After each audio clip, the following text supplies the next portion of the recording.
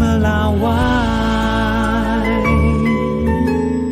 Saudara, seorang seniman Filipina mengukir potret Kapten Timnas Argentina Lionel Messi di atas pasir pantai.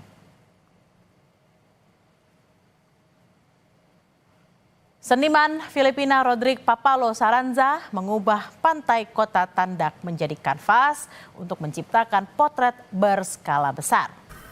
Menggunakan kacamata realitas virtual, Saranza membuat sketsa awal mural. Setelah ukiran dan pewarnaan selesai, ia menerbangkan drone untuk memeriksa detail karyanya. Saranza sebelumnya bekerja sebagai fotografer dan videografer pernikahan, saudara. Namun, bisnisnya terhenti ketika pandemi COVID-19.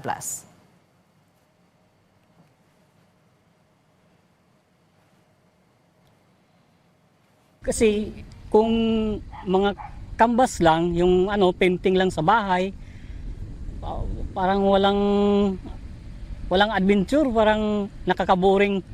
Kaya nag-isip ako ng ibang idea kung anong mas maganda, yung kakaiba.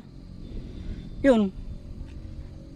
Tingin ko itong sun art mas maganda kayo sa sa tingin ko ako lang yata ang gumagawa nito.